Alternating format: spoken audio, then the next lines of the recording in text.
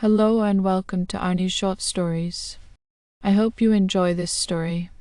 I'm going to try and upload a new story each day. The Broken Compass. Chapter 1: The Storm's Gift. The storm had howled through Havenport like a vengeful spirit, tearing at rooftops and hurling waves against the cliffs until the small coastal town trembled. By dawn, it relented, leaving behind a sky streaked with grey and a sea that churned restlessly. 10-year-old Timmy Rogers, a wiry lad with an insatiable curiosity, was the first to venture onto the beach, his boots sinking into the damp sand as he hunted for treasure spat out by the tempest. What he found, however, was no glittering prize. A body lay sprawled near the tide line, half buried in seaweed and sand. The man's clothes, tattered and soaked, clung to his lifeless form. In his rigid hand he clutched a shattered compass, its glass face cracked like a spider's web, its needle bent. A deep, crimson gash sliced across his throat, stuck against his weathered skin. Timmy's scream pierced the morning air, a shrill cry that summoned the townsfolk like moths to a flame. Constable Harold Jenkins arrived soon after, his portly frame huffing as he surveyed the scene. This was no lost fishing net or drunken brawl. Murder had washed ashore, and it unsettled him. Word spread quickly through Havenport's narrow streets, reaching the ears of Holly Arnold, an 18-year-old with a mind sharper than the cliff's edges. She had returned from a city where she'd studied criminology, determined to prove herself beyond the nickname of Sherlock Holly her childhood friends had bestowed. Holly strode to the beach, her auburn hair tied back, her green eyes glinting with purpose beneath the brim of her coat's hood. The crowd parted as she approached, whispers trailing her like shadows. "Miss Arnold," Jenkins greeted. "We come to lend a hand. Have you, if you'll permit it, Constable," she replied. "I think I can help," Jenkins sighed. He'd known Holly since she was a girl, always poking into mysteries, lost cats, hidden stashes of sweets. Now she was something more. "All right, but don't muddy the official work." The sailor was in his 30s, his face etched with the sea's harsh lessons. His calloused hands and salt-stained jacket marked him as a man of the waves. The compass intrigued her most old, ornate, its back engraved with a cryptic string 42N68W. She pointed it out to Jenkins. "Maker's mark, likely," he grunted. "Or a clue," Holly countered. The throat wound was clean, precise as sharp blades' work. Yet the sand beneath him was dry of blood. He wasn't killed here. The sea brought him in. The sea serpent docked yesterday before the storm. It could be one of theirs. A lead. "I'll start there. Now hold on," Jenkins began, but she was already moving toward the docks. Chapter 2: The Crew of the Serpent. The sea serpent loomed at the harbor, its hull weathered, its crew bustling like ants on a disturbed hill. Holly approached, a burly man barking orders. "Captain Murdoch," she presumed. "Are you the captain?" she asked. "Aye, Murdoch." "What's a lass like you want?" "A sailor washed ashore this morning, murdered, throat slit. I think he was yours." "Jack Hawkins. Went missing in the storm. I thought he'd gone overboard. He didn't. Someone killed him. You tell me about Jack. Good man. Quite had a knack for luck." Murdoch paused, then added, "Lately he was on about the treasure map, said it'd make him rich." Holly's ears pricked. "The treasure map? Did he show it?" "No. Kept it close, secretive like." She thanked him and sought out a younger crewman, Billy. "Jack was like a brother," he said. "He mentioned the map, but wouldn't say where it was. Said it was dangerous. Someone was after it. Dangerous indeed. A treasure map could stir stormy motives, greed, betrayal, desperation. But why the broken compass?" She needed more.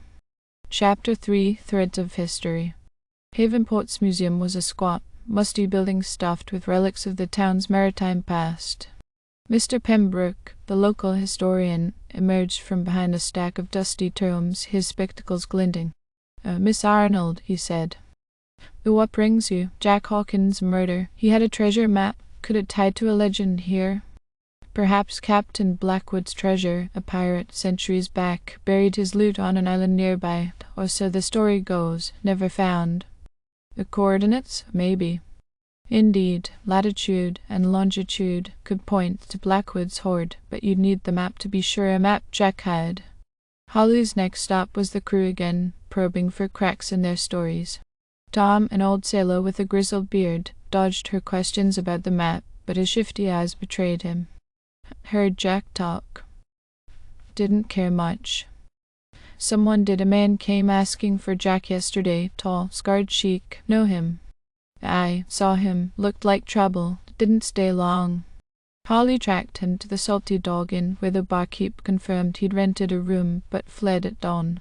A search of his quarters revealed a scrap of paper beneath the bed, a sketch of a coastline, an X, and numbers matching the compass.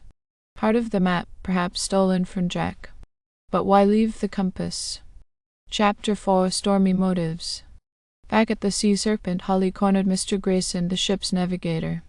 His cabin was a maze of charts, his eyes sharp behind a stern brow. "Jack show you his map?" Grayson smirked. "Once, to incomplete, needed the compass, those coordinates, to find the spot. So it's useless without it. Not quite a good navigator could guess, but it'd be a devil of a time." Greed flickered in his gaze, though he claimed an alibi on the ship all night, backed by the crew. Should check that. Next, she found Eliza, Jack's sweetheart, at the tavern. Tears streaked her face as she spoke. "He showed me the map, old, faded, said it'd free us from this place, kept it in a pouch, but it's gone now." But the compass remained, its secret engraving intact. Holly wondered, did the murderer miss its value, or was it dropped in haste? Chapter 5: Shadows on the Shore. Timmy, the boy who'd found Jack, offered a new thread. "Saw a man leaving the beach that morning," he said. Long coat, hat, went toward town. Holly returned to the inn. The barkeep added, "Paid in gold coins. Odd that, gold. Treasure, perhaps." Then, at the constabulary, she learned of a break-in at Pembroke's museum days prior, old maps stolen, one rumoured to be Blackwood's. The stranger might have sought both maps, Jack's holding a vital piece. Holly revisited the beach with Jenkins. Footprints led from the body, and a scrap of blue fabric snagged on a bush hinted at a torn coat. At the tailor's, Mr. Simmons confirmed a scarred man had mended a sleeve that morning, then rode north. But suspicion lingered on Grayson. Holly confronted him again.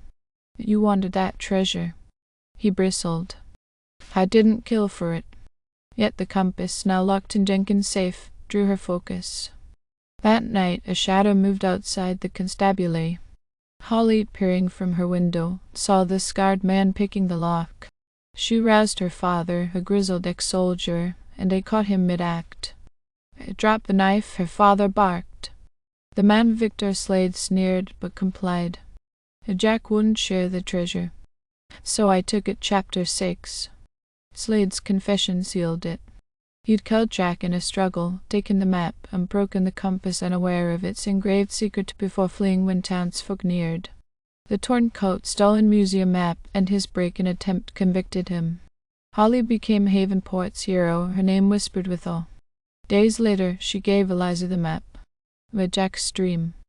They will find it together. Holly sat by the sea, the repaired compass in hand, its needle true. A new adventure beckoned, one of treasure and honor. For now, though, she was content as Havenport's young detective, ready for whatever mysteries the tides might bring. Thank you for listening. I hope you enjoyed this story. Please don't forget to like, and even better, like and subscribe. Thank you very much, and I hope you have had a great day.